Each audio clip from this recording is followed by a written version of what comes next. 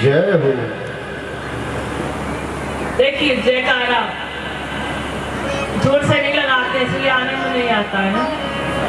धारण करो, भगवान की पूजा करके इस फल को खा लीजिए। इतना कहकर के महाराज ब्राह्मण देव तो चले गए हैं अपने जजमानों के यहाँ पर। इधर जो धुंधली देवी थी वो मन में बड़ा संशय करने लगी और शास्त्र में कहा है कि संशय आत्मा विनश्यति, संशय करने वाले का महाराज कभी उद्धार नहीं होता क्योंकि उसके दिमाग में वही संशय ही बना रहता है। वो अपनी दुर्मुखी से कुछ ना कुछ मन में दुर्भावना ही सोचता रहता है। तो वैसे ही धुंधली देवी है महाराज। अब मन में विचार करने लगी कि मैं इस फल को खाऊंगी तो कहीं ऐसा ही ना हो कि ये फल चमत्कारी हो और इस फल को खाने से मुझे पुत्र प्राप्ति हो जाए, तो इसलिए मैं नहीं खाऊंगी।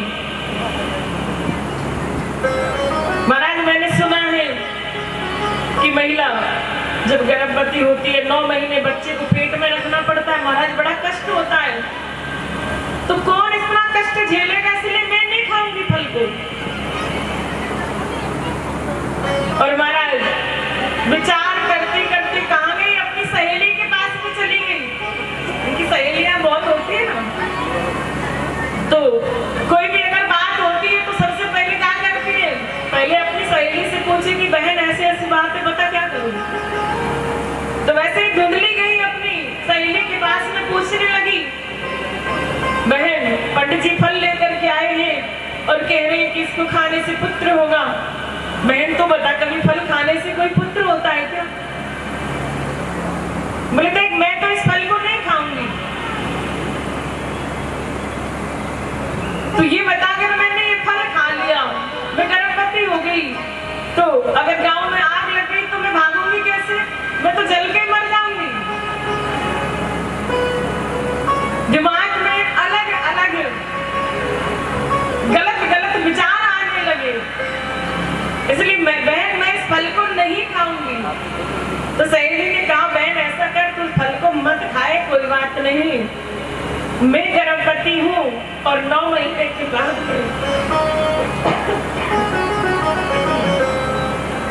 जब मेरे यहाँ पुत्र का जन्म हो तो मैं इस बालक को तुमको दे दूंगी रात्रि के समय, और तू पंडित जी से कह देना कि ये बालक मेरा ही है।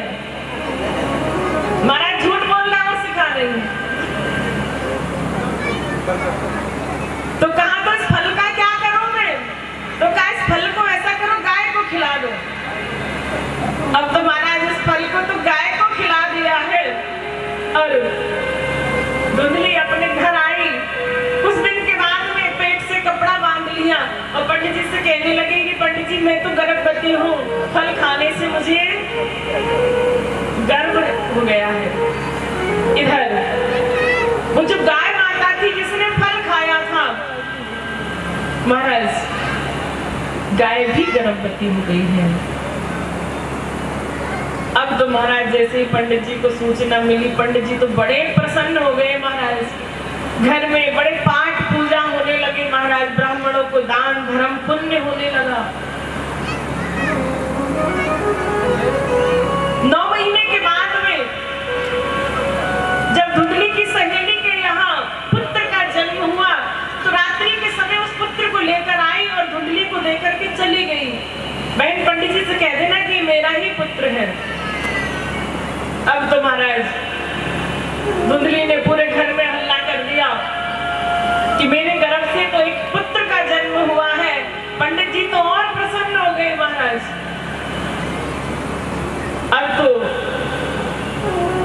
पंडित जी ने ब्राह्मणों को बुलाया, पाठ पूजा यज्ञ अनुष्ठान कराया और कहा महाराज इस बालक का नामकरण संस्कार भी करना है। तो धुंधली ने कहा कि देखो ये मेरा पुत्र है, मैंने 9 महीने इसको पेट में रखा है, इसलिए इसका नाम भी मैं ही रखूंगी। पंडित जी ने कहा तो ठीक है देवी तुम ही रख लो। तो कहा महाराज मेरा नाम धुंधली, तो मेरे पुत्र का नाम धुंधकारी, इसका नाम धुंधकारी होगा। ब्राह्मण बड़े सीधे साधे थे, कहा पंडित जी ने ठीक है देवी आप इसका नाम धुंधकारी रख लो। कुछ ही दिनों में महाराज गाय के गर्भ से भी एक सुंदर बालक का ही जन्म हुआ, जिसका पूरा शरीर मनुष्य जैसा था और उसके जो कान थे केवल कान गाय के जैसे थे। अब तो पंडित जी और प्रसन्न हो गए महाराज और कहा कि बालक तो अपना नाम भी साथ में लेके आया है, इसके कर्ण गाय के जैसे हैं, तो इसका नाम गोकर्ण जी रख देते हैं। बोले गोकर्ण जी महाराज की जय हो। अब तो महाराज धीरे धीरे वो पुत्र जो है बड़े होने लगे। जब बालक बड़े होने लगे तो महाराज दोनों बालकों में अलग अलग गुण अवगुण होने लगे। जो धुंधकारी है गोकर्णो पंडितो ज्ञानी, धुंधकारी महाखल, धुंधकारी तो महादुष्ट प्रवृत्ति का होने लगा। गोकर्ण जी पंडित ज्ञानी थे।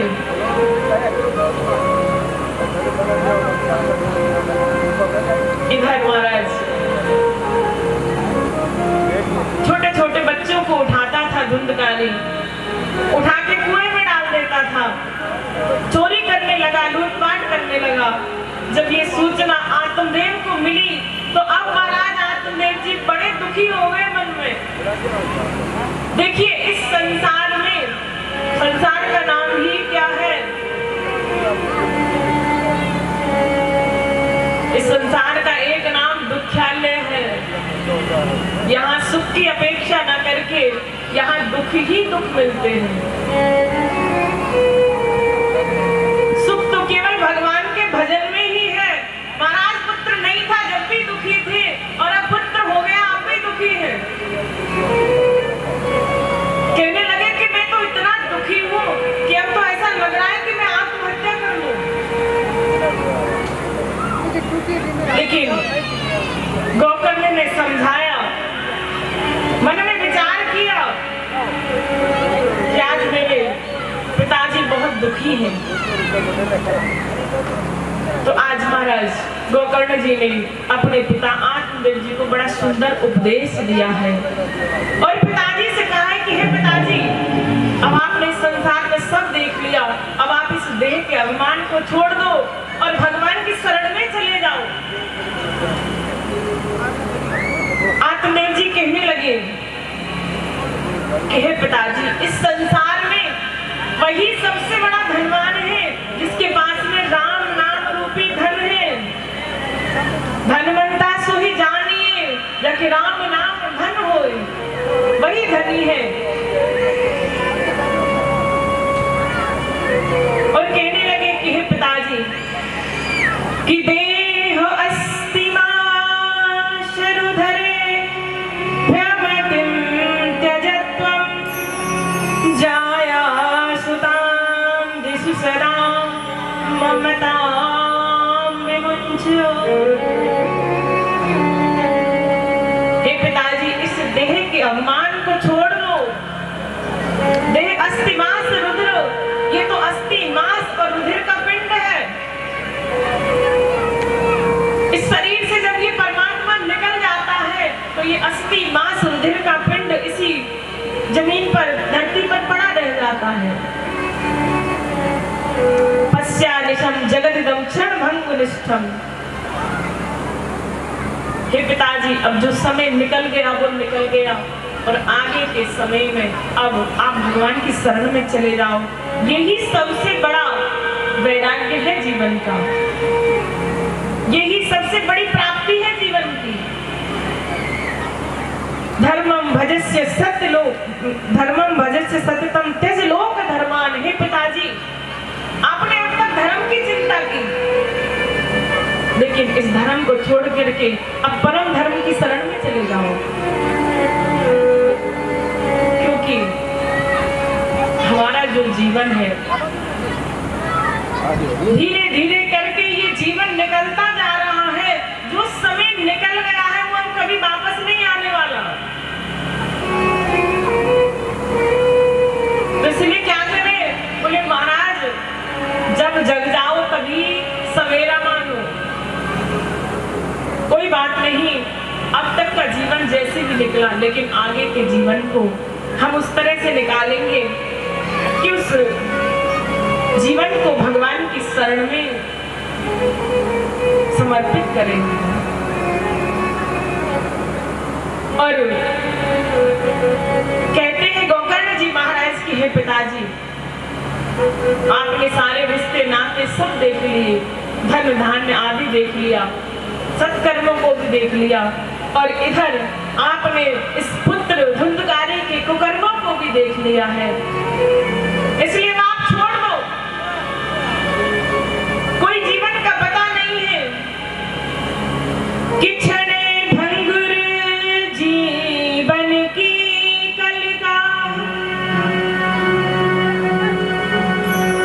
कल प्रात को जान खिले ना खिले, हरि नाम सुमेर हरि रसना, फिर अंत समय पहले ना हिली। बोले अंत समय का कोई भरोसा नहीं है, इस जीव से तुम राम नाम भी ले सको। महाराज आवाज बंद हो जाती है, कैसे राम नाम लेंगे? महाराज इतना सुना जब आत्मदेव महाराज जी को ज्ञान हो गया और मन में विचार करने लगे कि वास्तव में गोकर्ण ने जो कहा है वो सही कहा है। विचार करके जंगल में चले गए हैं, श्रीमद् भागवत महापुराण का पाठ करने लगे हैं। और महाराज धीरे धीरे आंख गौतम देव का शरीर भगवान की शरण में पूर्ण हो गया है। इधर धुंधली देवी ने धुंधकारी के अत्याचारों से पीड़ित होकर के महाराज एक कुएं में कूद करके आत्महत्या की है। गोकर्ण जी महाराज काशी पढ़ने चले गए। जब लौट करके आए तो देखा घर में कोई नहीं है। रात्रि विश्राम किया। अब तो महाराज जो धुंधकारी है, धुंधकारी का भी शरीर छूट गया था। पाप कर्म करते करते शरीर छोड़ने के बाद में धुंधकारी का उद्धार नहीं हो पाया। इधर जैसे ही महाराज गोकर्ण जी महाराज घर में आए तो अनेक रूपों में उनको डराने लगा। गोकर्ण जी ने कमंडल से जल लिया। उस जल को मंत्रित करके जैसे घर में छिड़का है महाराज, बात शक्ति जागृत हो गई उस आत्मा में। और धुंधकारी कहने लगे कि भैया मेरा उद्धार नहीं हुआ है, मैंने जीवन में पाप कर्म किए हैं, आप किसी भी तरीके से मेरा उद्धार करो, मैं आपकी शरण में हूँ। इधर गोकर्ण जी महाराज ने जब सुना तो मन में विचार आया कि इनका उद्धार तो केवल और केवल भागवत सुनने से ही हो सकता है। उनके नाम से महाराज सुंदर भागवत का गायन बड़े सुंदर तरीके से कराया गोकर्ण जी महाराज ने। एक सप्त ग्रंथी बांस रखा गया, उस बांस पर धुंधकारी का आसन दिया। 7 दिन तक धुंधकारी ने कथा सुनी और कथा श्रवण करने के बाद में 7वें दिन धुंधकारी का उस प्रेत योनि से महाराज छूट करके धुंधकारी भगवान के धाम को चले गए हैं। बोली गोकर्ण जी महाराज की जय। इधर अब महाराज बताने लगे कि 7 दिन जो कथा श्रवण करने की विधि है वो क्या है। तो बता रहे कि 7 दिन कथा कैसे सुनना चाहिए।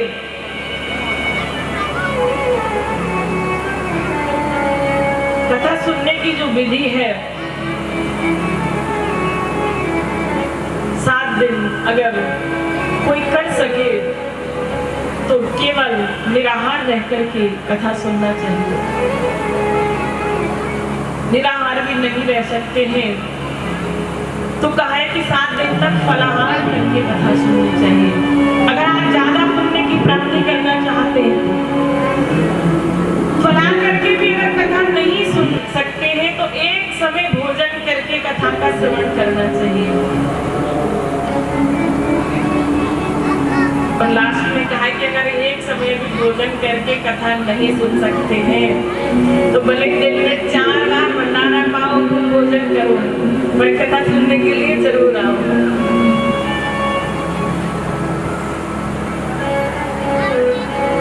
इसके बाद में महाराज धुंधकारी का उद्धार हुआ।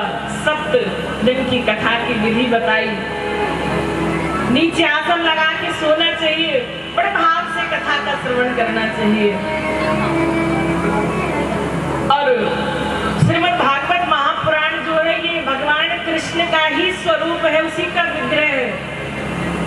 तो इसलिए भगवान कृष्ण स्वरूप में ही यहाँ आकर के उस तरह व्यास मंच को प्रणाम करें बड़े भाव के साथ में।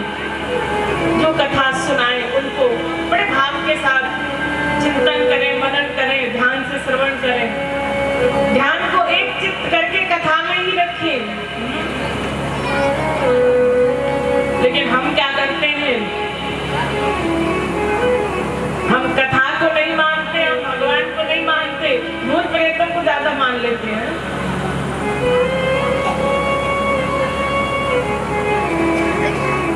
मंदिर में अगर जाएंगे दर्शन करने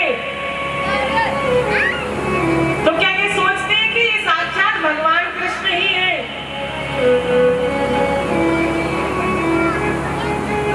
मंदिर में भगवान रहते हैं। अगर किसी शमशान में चले जाए तो वहां जरूर सोच लेंगे कि नहीं शमशान में भूत रहता है। और महाराज अगर अर्धरात्रि के समय 12 बजे रात को अगर शमशान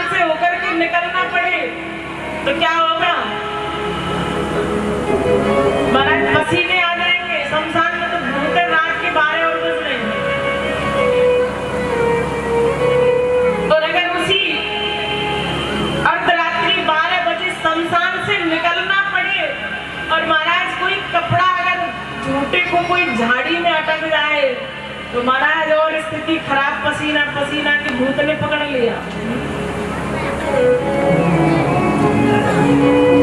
तो जैसे ही कपड़ा अटकता है महाराज भागते घर की तरफ। क्या कभी मंदिर में जाने के बाद में ऐसा हुआ है कि भगवान के सामने कि मंदिर में भगवान है और उस तरह से पसीना आ गया हो? जैसे भूत को मानते हैं तो भगवान को मानते हैं? नहीं मानते हैं। यही मनोस्थिति है जिस दिन हम भगवान को पूर्ण विश्वास के साथ में मानने लग जाएंगे, महाराज उसी दिन जीवन का कल्याण हो जाएगा।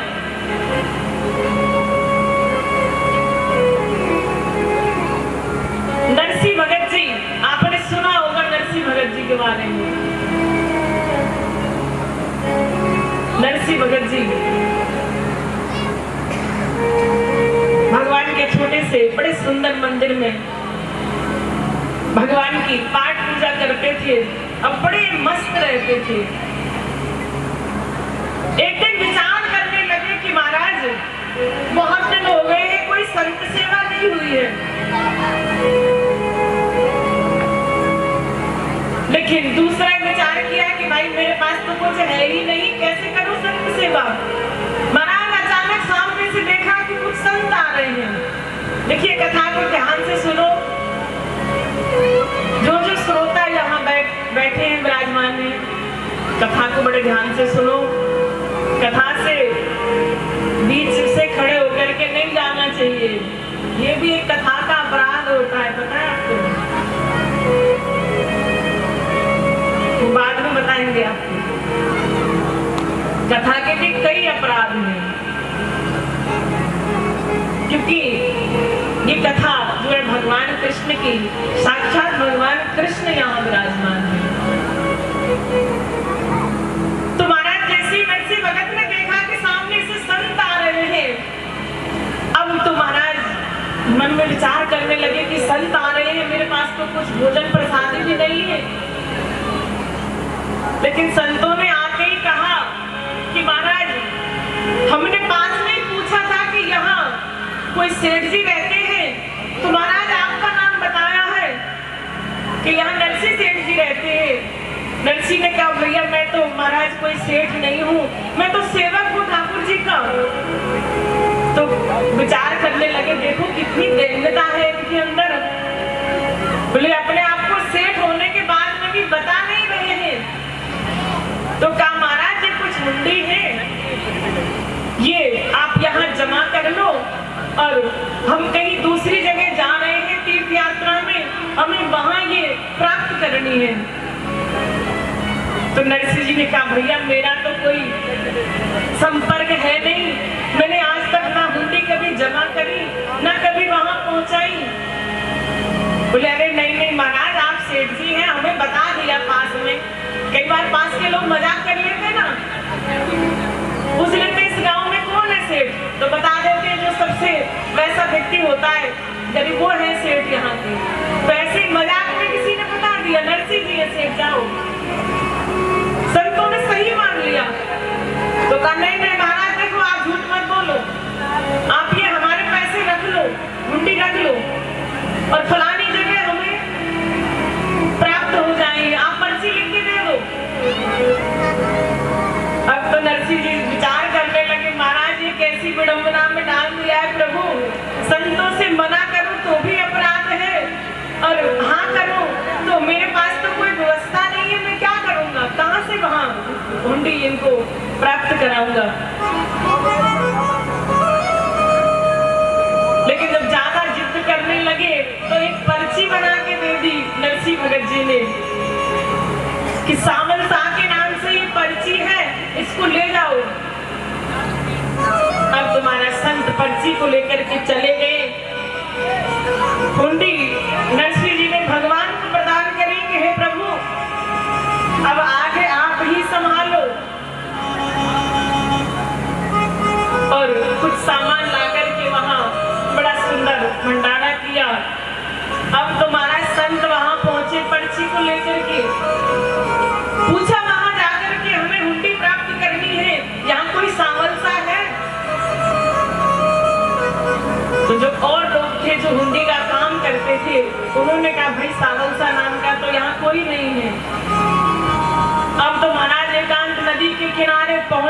करके अब महाराज नरसिंह जी को गाली देने लगे। अरे हमारे साथ में गलत कर दिया है, हमें ठग लिया है, हमारी हुंडियों को ले लिया है और यहाँ कोई देने नहीं आ रहा है। अरे बताओ, भगवान की सेवा करते हैं, सेवा करने वाले पुजारी भी ऐसे होते हैं क्या? अब तो महाराज भगवान भक्त के बारे में नहीं सुन सकते हैं। अपना मान न टले न लाए, पर भक्त का मान न टलते देखा। प्रबल प्रेम के पाले पड़कर प्रभु को नियम बदलते देखा। तो महाराज जैसे भक्त के ऊपर बात आई, अब तो महाराज एक ऐसे ही साधारण से व्यक्ति बन के और हुंडियों को लेकर के आए, भैया मेरा ही नाम सामल सा है और ये पर्ची मुझे दे दो, ये आपकी हुंडी है। महाराज संतों ने पर्ची दे दी और हुंडियों को ले लिया है। और एक पर्ची अब भगवान ने लिख के दी है संतों को कि आपने ये हुंडी प्राप्त कर ली है, ये नरसिंह भगत को बताते जाना रास्ते में। तो कहा महाराज ठीक है, बताते जाएंगे। इधर महाराज जब संत लौट करके आए हैं तो देखा है नरसिंह जी ने दूर से संतों को कि अरे वही संत आ रहे हैं तो जिन्होंने हुंडी दी है। महाराज अंदर चले गए मंदिर में, है प्रभु अब मैं क्या करूं, ये तो अब हुंडी लेने के लिए आ रहे हैं और मैंने तो वो सेवा में लगा दी, भंडारा कर दिया है। महाराज भगवान के सामने नरसिंह जी के दोनों नेत्रों में आंसू आ गए और भगवान से प्रार्थना करने लगे कि हे प्रभु, अब तक आपने मेरी लाज बचाई है, प्रभु आज ही बचा लेना। तब तक संत पास में आ गए हैं और नरसिंह जी से कहा, नरसिंह भगत जी हम आपको प्रणाम करते हैं। अरे क्या सुंदर आपकी व्यवस्था थी वहां पे, हमें ज्यादा ढूंढना नहीं पड़ा, पहले तो मिले नहीं थे, हमें इस नाम का कोई नहीं मिला था, लेकिन बाद में हमें हमारा पैसा, हमारी हुंडी वही व्यवस्थित रूप से मिली और ये पर्ची उन्होंने लिख के दी है। जैसे महाराज उस पर्ची को पढ़ा नरसिंह ने, महाराज और दोनों नेत्रों में छल छल आंसू और भगवान से प्रार्थना करने लगे कि हे प्रभु, मैं तो ना मंत्र जानता हूँ, ना मेरे पास में कोई धन है, ना मेरे पास में कोई सुंदर वाणी है, मैं कैसे आपका गुणगान करूं हे प्रभु। आप तो ऐसे सावल सा है जो अपने भक्त की लाज को महाराज जाने नहीं देते हैं। और नरसिंह भगत जी भगवान की सेवा में फिर से प्रभु सेवा में लग गए हैं। महाराज इस राजस्थान में ऐसे ऐसे बड़े बड़े भक्त हुए हैं जिनके बारे में महाराज सुन करके ऐसा लगता है कि वास्तव में जो भगवान है वो भक्त के ही बस में है। और हम आप भी अगर भगवान को उस भाव से अगर सुमरण करेंगे तो भगवान मिलते हैं। अगर मुख से राधे राधे बोलेंगे तो क्या होगा, बंसी वाले मिल जाएंगे, बड़े भाव के साथ में प्रेम से गाएंगे।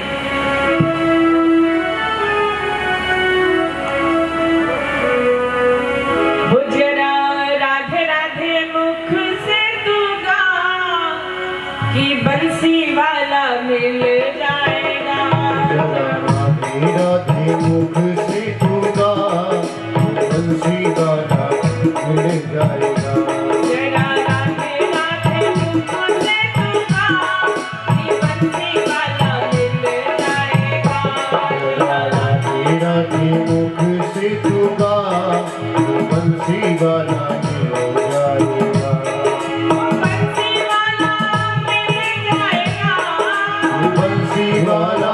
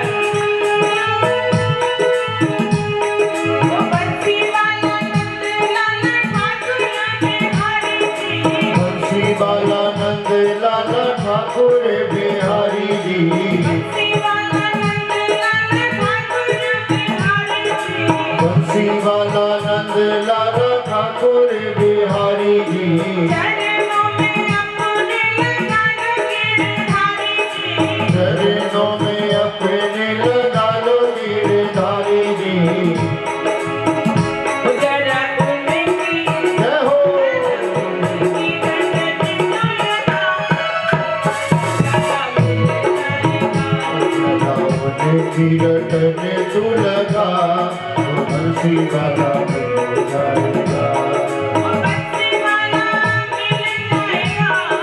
बंसी वाला मिल जाएगा,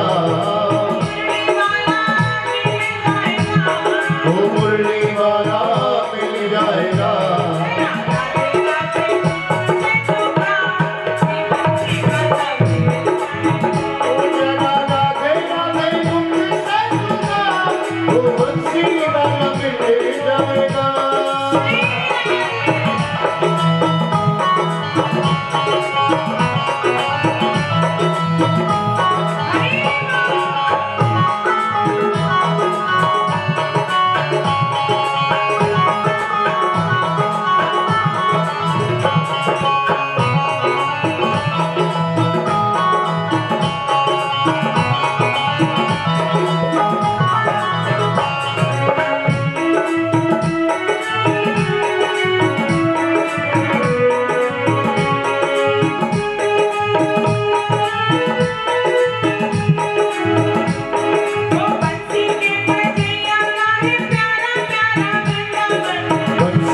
बजैया का प्यारा प्यारा वृंदावन,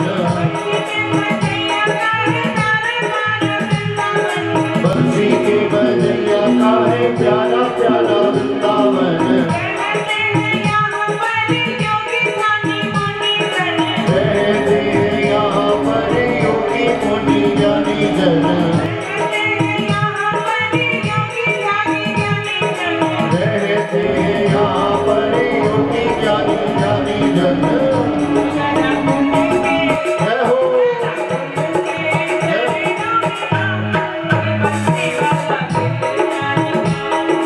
चरणों में ध्यान लगा वो बंसी वाला मिल जाएगा, वो बंसी वाला मिल जाएगा, मुरली वाला मिल जाएगा।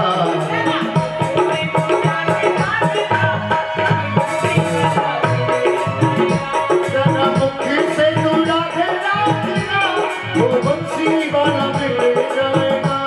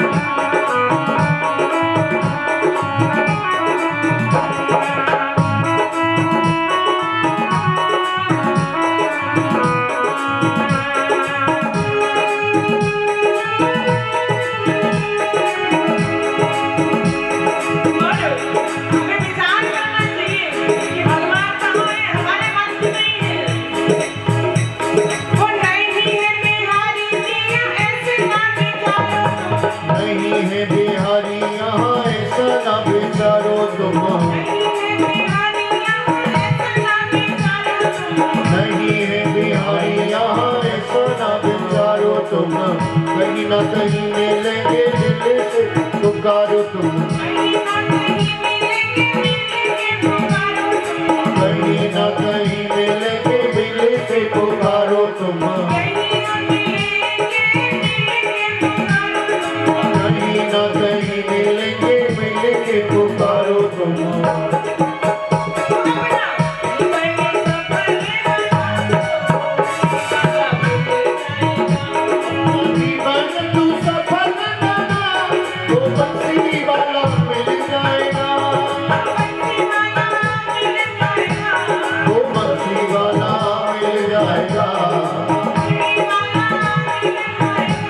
वो मुरली वाला मिल जाएगा।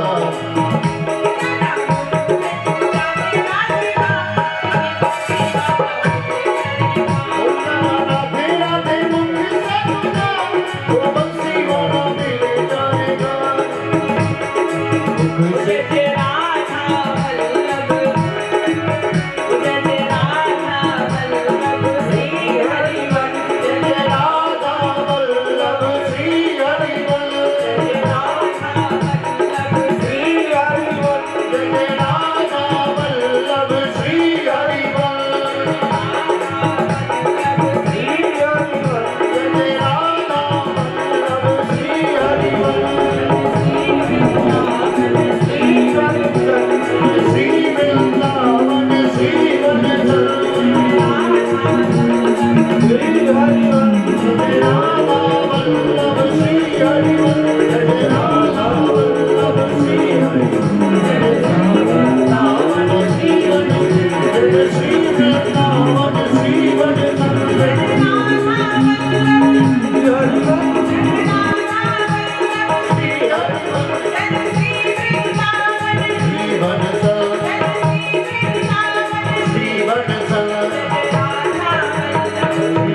हरिवंश श्री हरिवंश श्री वनचंद्र श्री वनचंद्र श्री वनचंद्र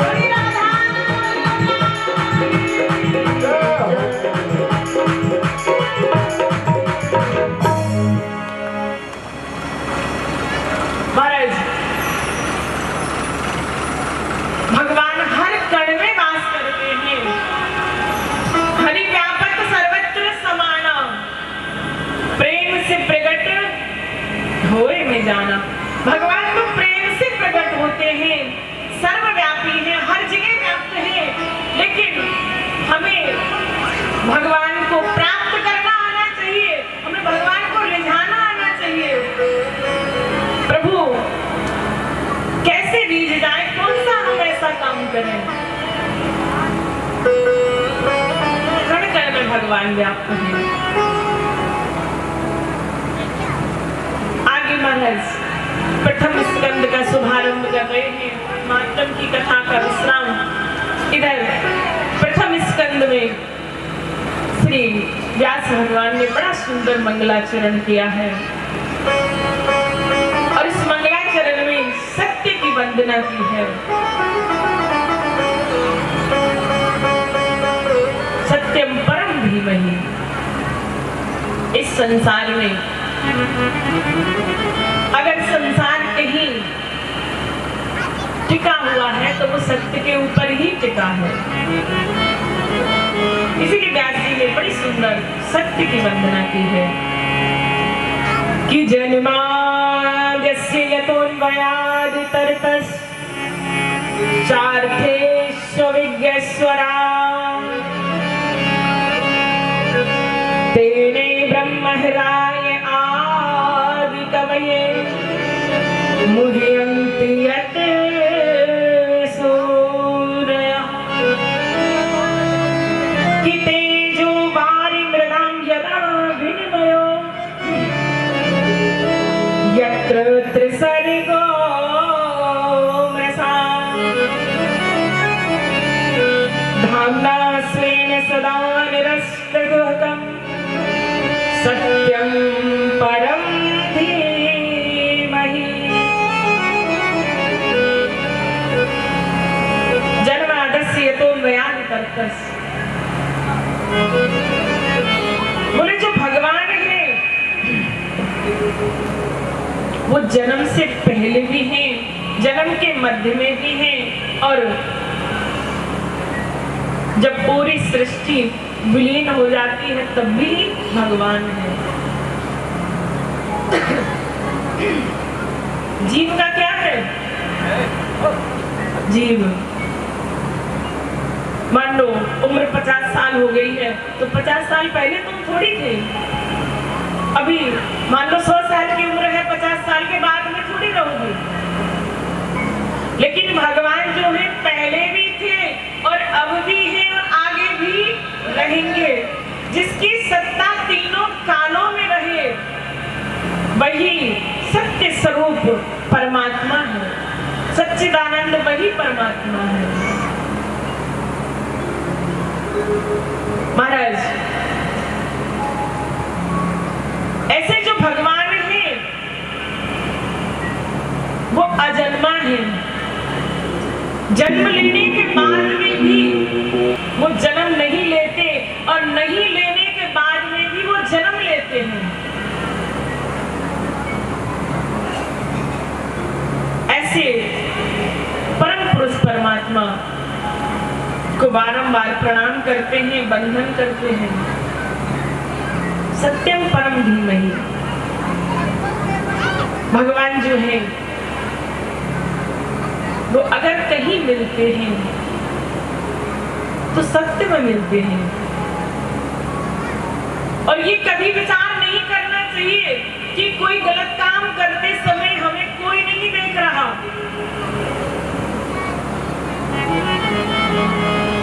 एक गुरुजी थे जिनके 3 शिष्य थे।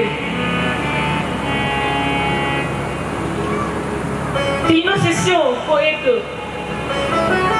माया रूपी पक्षी एक दिया पक्षी को जहां कोई नहीं देख रहा हो वहां इसको मार देना। शिष्य तीनों चले गए महाराज। इधर एक शिष्य निकला, थोड़ा बाहर गया दीवार के पास ही, और जाकर के इस माया रूपी पक्षी को मार दिया, लेके आया। दूसरा कुछ दूरी पर गया, देखा यहाँ गांव पास में है, और दूर गया जंगल, देखा कोई नहीं था, वहां उसको मार के लेके आ गया। तीसरे ने चारों तरफ देखा, कहा यहाँ वैसे तो कोई नहीं है, लेकिन मैंने सुना है कि हरिव्यापक सर्वत्र समाना, बोले भगवान तो सब जगह से देखते हैं, इसलिए लौट करके लेके आ गया। गुरुजी ने कहा, बोले तुम दोनों मेरे शिष्य बनने के लायक नहीं हो, केवल यही मेरा शिष्य बनने के लायक है जो भगवान को हर कण में देखता है। इसलिए कभी भी कोई गलत काम करते समय ये नहीं सोचना चाहिए कि भगवान नहीं देख रहा है।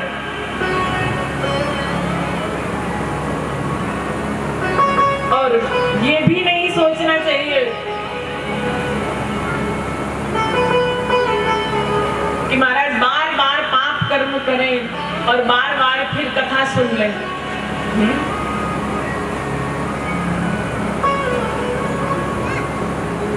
कर्म का फल केवल और केवल कौन काट सकता है? कर्म का फल, अगर कर्म बंधन से मुक्त केवल वीतराग ही हो सकता है, बाकी तो कर्म का फल तो महाराज भुगतना ही पड़ता है। वीतराग कौन है? जो परमहंस भगवान की शरण में ऐसे चला जाए जिसको शरीर का भान नहीं, जिसको भूख प्यास का भान नहीं, केवल 24 घंटे चिंतन भगवान का ही हो, वो ही अपने कर्म बंधन से मुक्त हो सकता है। बाकी तो महाराज ये संसार है, ये कर्म भूमि है, इसमें बिना कर्म करे काम नहीं चलता। लेकिन इस कर्म को हम विवेक पूर्ण करें कि क्या सही है क्या गलत है। भगवान ने हमें बुद्धि दी है, इस बुद्धि का हम प्रयोग करें। का महाराज भागवत सुनने का अधिकारी कौन है? तो बता रहे कि श्रद्धा लभते ज्ञानम, उन्हें भागवत सुनने के अधिकारी कौन है? जो श्रद्धावान है, जिनके अंदर भाव है, वही अधिकारी है महाराज। जिसके अंदर भाव ही नहीं है, जिसको प्यास ही नहीं है, वो पानी का महत्व क्या समझेगा? पानी का महत्व तो प्यासा समझेगा ना, जिसको प्यास होती है। प्यासा होगा वो पानी को ढूंढेगा, और जिसको प्यास नहीं है वो क्या करेगा? वो तो अगर ठंडा पानी भी होगा ना तो भी पानी के पास तक तो आ जाएगा, लेकिन पी करके नहीं जाएगा। ऐसे महाराज यहाँ भी इस भागवत पांडाल के पास तो लोग आ जाते होंगे, लेकिन कथा सुनने के लिए यहाँ नहीं बैठते। अरे महाराज कौन बैठेगा 4 घंटे? हैं बड़ा मुश्किल है 4 घंटे बैठना महाराज। इसलिए जिस पर भगवान कृपा करते हैं वही आकर के बैठते हैं। देखिए, जिसको जनता चुन करके वोट दे करके जिसको जनता चुनती है वो कहाँ बैठता है? वो पार्लियामेंट में जाकर के बैठता है महाराज। और जिसको भगवान चुनते हैं वो आकर के भागवत कथा में बैठता है। इसलिए कि भागवत कथा कोई साधारण नहीं कि हर कोई आ जाए बैठ जाए सुन ले, तो महाराज बड़े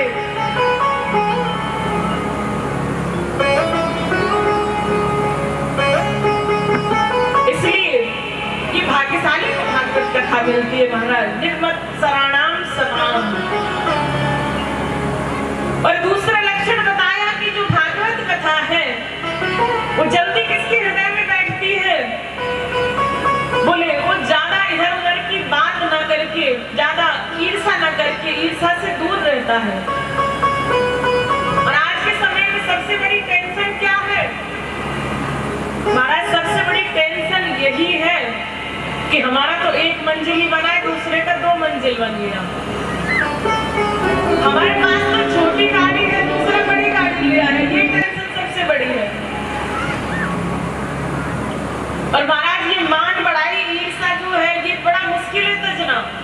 कंचन तजना सहज है, सहज क्रिया का नेह। महाराज कंचन मतलब सोना या धन। सोने का धन का व्यक्ति त्याग कर सकता है, सहज है। सहज क्रिया का स्त्री को भी त्यागना सहज है, लेकिन मान बढ़ाई ईर्षा महाराज ये त्यागना सहज नहीं है। बड़े बड़े त्यागी भी ये सोचते हैं कि हमारा नाम रहे, इसलिए महाराज नाम का जो है ये तजना सहज नहीं है अभिमान को। आगे आप भागवत में सुनेंगे कि गोपियां भगवान की महाराज अनन्य भाव से भगवान का चिंतन करते हैं, लेकिन उनके मन में भी कुछ क्षण के लिए अभिमान आ गया था। अभिमान को त्यागना बहुत बड़ी बात है,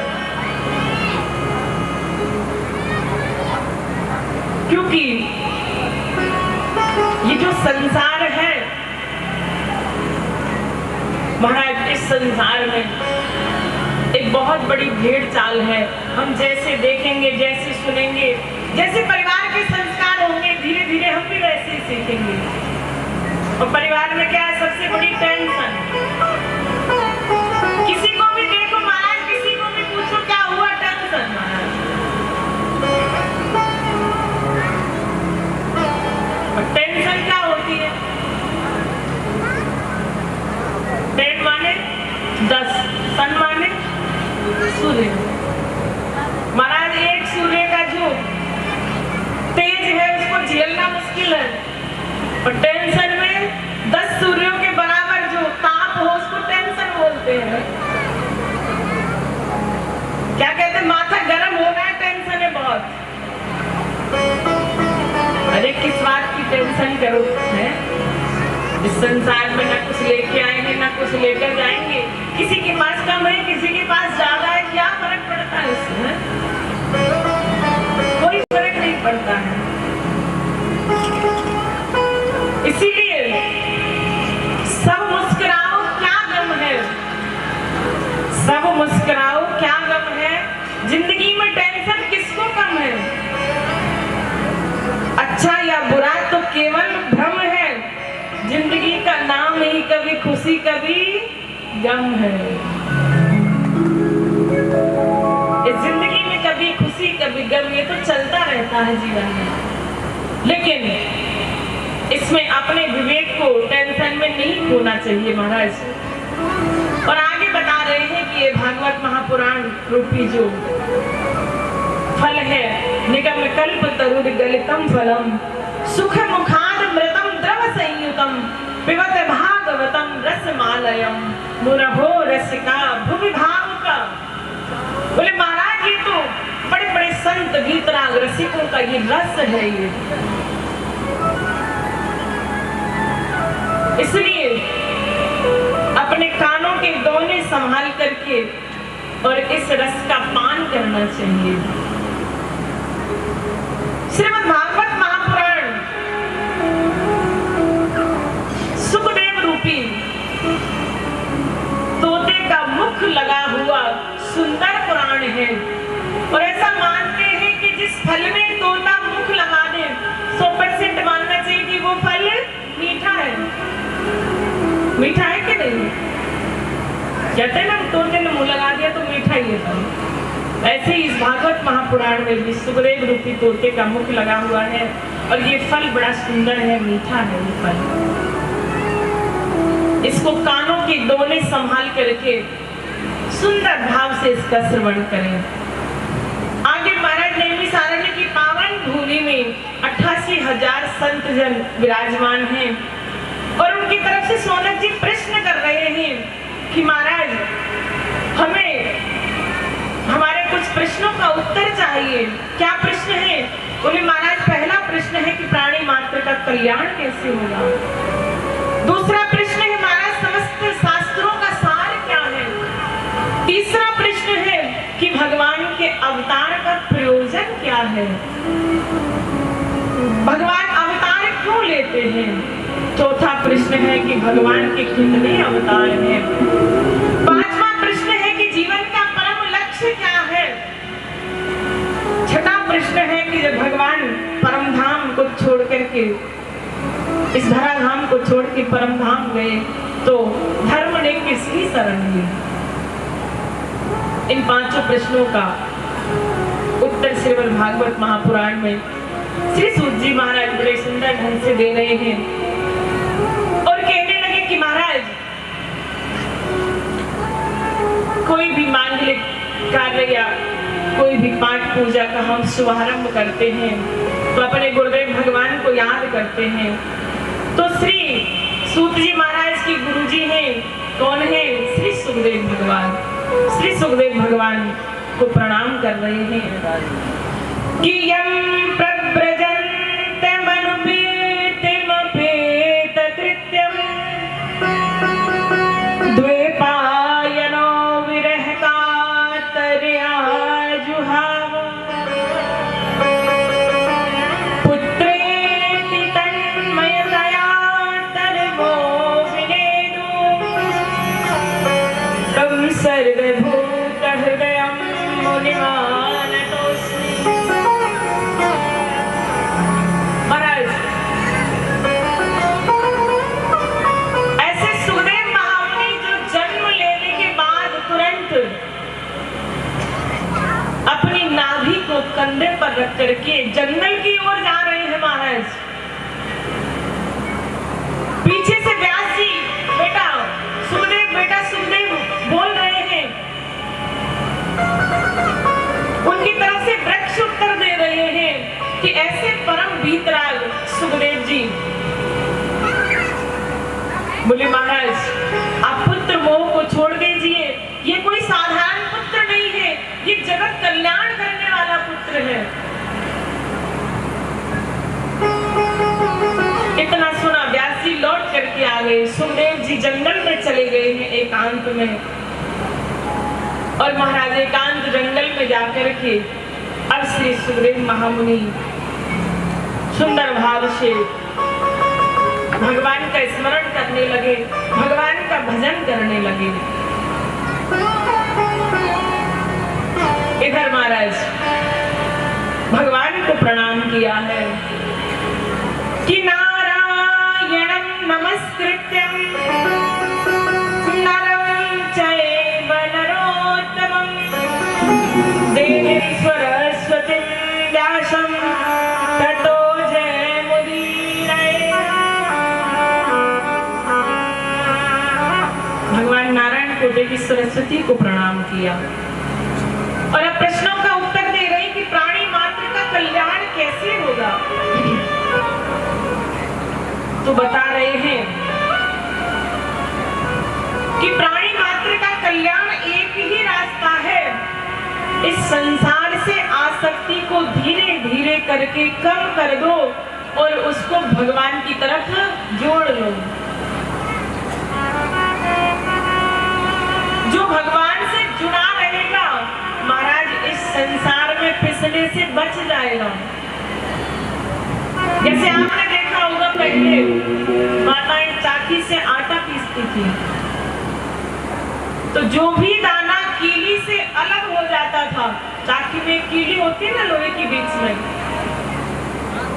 तो जैसे हम दाना डालते हैं गेहूं डालते हैं और जब चाकी को घुमाते हैं तो जो दाना चाकी से कीली से जो अलग चला गया वो पिस जाता है और जो दाना कीली से ही लगा रहा महाराज वो साबुत बच जाता है। इसलिए इस संसार में भगवान रूपी कीली से जुड़े रहो अगर अपने जीवन का कल्याण चाहते हैं तो। जीवन का परम कल्याण इसी में है। संसार में रहते हुए भी एक कमल की तरह रहो, जैसे कमल पानी में भी रहता है और पानी से ऊपर भी रहता है। ऐसे ही रहो परिवार में लेकिन लिप्त मत रहो।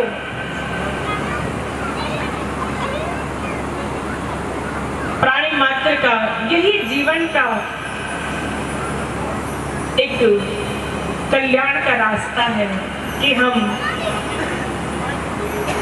भगवान से जुड़े रहें, किसी भी माध्यम से जुड़े रहें।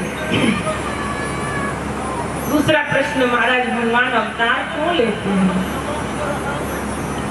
तो बता रहे हैं कि भगवान अवतार इसलिए लेते हैं कि जब जब होए धर्म की हानि, बोले जब जब धर्म की हानि होती है तो भगवान अवतार लेकर के आते हैं। जब जब होए धर्म की हानि, बाढ़ी असुर अधम अभिमानी, तब तब धरे प्रभु विविध शरीरा, हरे कृपा निध सज्जन पीरा।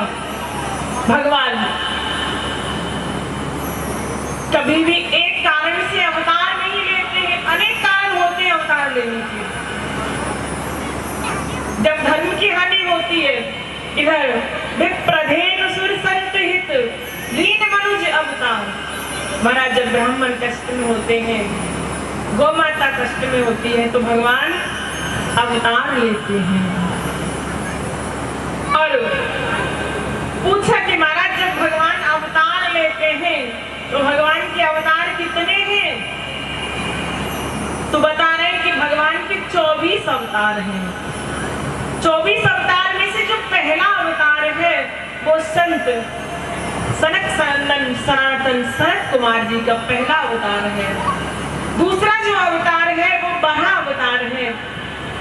तीसरा भगवान का नारद जी का अवतार है। चौथा नर नारायण का अवतार है। पांचवा जो अवतार है भगवान का कपिल अवतार है। दत्तात्रेय जी का अवतार है। यज्ञ अवतार है। पृथु अवतार है। मत्स्य अवतार है। त्रिदेवों का अवतार है। भगवान राम जी का अवतार है। भगवान कृष्ण का अवतार है। धन्वंतरी अवतार है। महाराज बुद्ध अवतार है। ऐसे करके भगवान के 24 अवतार हैं। 24वां जो अवतार है वो कल्कि अवतार है, जो अभी हुआ नहीं है भगवान का, जो कलयुग में होगा आगे चल के।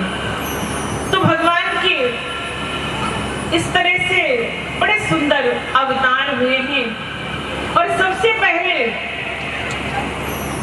महाराज भगवान का सनक सनंदन सनातन सनत कुमार जी का जो अवतार है, ये चारों भाई बड़े तपस्वी वीतराग महात्मा ऐसे योगी हैं जो निरंतर बस भगवान का नाम ही अपने मुख से जपते रहते हैं। उसके बाद में श्रीमद् भागवत महापुराण की रचना हुई। भागवत महापुराण की रचना कैसे हुई, किसने की? तो बता रहे हैं कि भगवान नारायण के पुत्र हुए ब्रह्मा जी। ब्रह्मा जी के पुत्र हुए वशिष्ठ। वशिष्ठ जी के शक्ति, शक्ति जी के पाराशर और पाराशर जी के व्यास जी।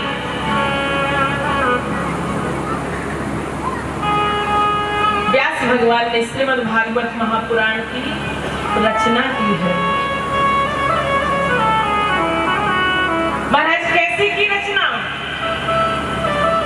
व्यास जी ने सबसे पहले चारों वेदों की रचना की। ऋग्वेद, यजुर्वेद, सामवेद, अथर्ववेद, चारों वेदों की जब रचना की तो मन में शांति नहीं मिली। मन में विचार करने लगे कि कुछ ऐसा लिखूं जो कलयुग के जो प्राणी हैं उनको कुछ जल्दी समझ में आ जाए। उसके बाद महाराज उपनिषद लिखे, 17 पुराण लिखे, लेकिन फिर भी मन अशांत है। तो एक दिन अचानक नारद जी पहुंचे हैं व्यास जी के पास में और जाकर के नारद जी ने कहा कि व्यास जी उदास मन से बैठे हो, क्या बात है? तो कहा इतने मैंने पुराणों की रचना की है लेकिन फिर भी मेरा मन अशांत है। मैं कलयुग के कलुषित प्राणियों के लिए कुछ नहीं लिख सका, क्योंकि आगे चल के कलयुग आएगा, जीव की बुद्धि मंद पड़ जाएगी और मंद बुद्धि में महाराज इतने बड़े बड़े मोटे मोटे वेद हैं, कैसे पढ़ेंगे? इसलिए मैं चाहता हूँ कि सब वेद पुराण उपनिषदों का कोई ऐसा सार ग्रंथ बने। नारद जी ने महाराज व्यास जी से कहा कि व्यास जी आप भागवत की रचना करो। व्यास महाराज जी ने कहा कि मैं भागवत की रचना कैसे करूं? तो कहा महाराज क्यों नहीं कर सकते हैं? जब मैं इस भागवत के श्रवण से, गायन से मैं दासी पुत्र रामदास नारद बन सकता हूँ। नारद जी कौन थे पिछले जन्म में? देखिए ध्यान से सुने कथा को। माता तो सो रही है सारा।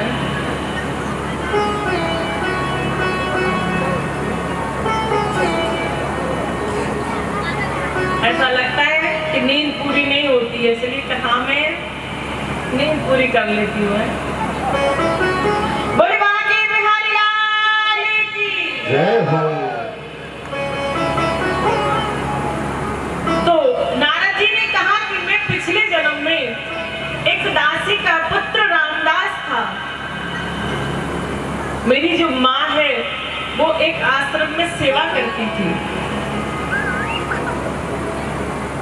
आश्रम में संतों का आना जाना रहता था। मेरी माँ क्या करती थी? संतों के लिए प्रसादी बनाती थी, कभी जल लेकर के आती, महाराज गाय का दूध निकालती थी। और धीरे धीरे जब मैं बड़ा हुआ तो मैं भी अपनी माँ के साथ में जाने लगा। कौन सुना रहे हैं कथा? नारद जी सुना रहे हैं अपने पिछले जन्म की कथा। तो कहा कि मैं भी थोड़ा सा जब बड़ा हुआ तो मैं भी माँ के साथ में सेवा करने के लिए जाता था। वेदवादी ब्राह्मण थे जिनके यहाँ सेवा के लिए जाते थे। महाराज बड़ा सुंदर संतों का आवागमन लगा रहता था। धीरे धीरे करके मैं भी उस रंग में रंगने लगा, संतों की सीख प्रसादी खाने लगा। और मेरे अंदर भी धीरे धीरे अब महाराज जो भगवान का रंग है ना, वो ऐसा रंग है कि जिस पे चढ़ जाए उस पे फिर उतरता नहीं है ये। तो बालक थे रामदास, धीरे धीरे करके पाठ पूजा करने लगे। तो महाराज अब तो भगवत रंग में रंगने लगे। और क्या हुआ? संत जब जाने लगे तो नारद जी ने कहा कि महाराज मैं भी आपके साथ में जाऊंगा। और जब ये बात नारद जी की माँ को पता चला, रामदास की माँ को, तो उन्होंने कहा कि महाराज मेरा एक ही पुत्र है, छोटा बालक है और कोई नहीं है। महाराज पति तो पहले ही चले गए हैं, अब इस पुत्र के सहारे से मैं जीवन यापन करती हूँ। महाराज मेरे पुत्र को मत ले जाना। जब प्रार्थना करी रामदास की माँ ने संतों से, तो संतों ने कहा कि रामदास हम तुम्हें एक मंत्र दे करके जा रहे हैं, तुम उस मंत्र का निरंतर जाप करना और अपनी माँ की सेवा करना। और माँ का जब शरीर पूरा हो जाए तो फिर तुम फिर हमारे पास में आ जाना। तो बड़ा सुंदर मंत्र दिया है कि नमो भगवते वासुदेवाय तुभ्यं, नमो भगवते वासुदेवाय। सुंदर मंत्र, नमो भगवते तुभ्यं वासुदेवाय धीमहि, नमो भगवते तुभ्यं वासुदेवाय धीमहि। छोटे बालक थे रामदास, उस मंत्र को लेकर के महाराज निरंतर उस मंत्र का जाप करने लगे। कुछ दिनों में क्या हुआ? रामदास की माँ गाय के दूध का दोहन करने के लिए गई और जैसे गाय के दूध का दोहन करने लग गई, महाराज एक सांप ने काट लिया और उनकी माँ का शरीर पूरा हो गया।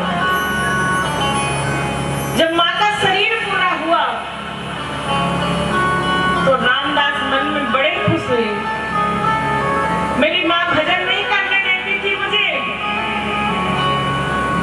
अब एक ही जिम्मेदारी थी मेरे पास, केवल माँ की। अब वो भी जिम्मेदारी पूरी हो गई। इसलिए माँ का अंतिम संस्कार किया प्रणाम किया और अब जंगल में एकांत में भजन करने के लिए चले गए रामदास।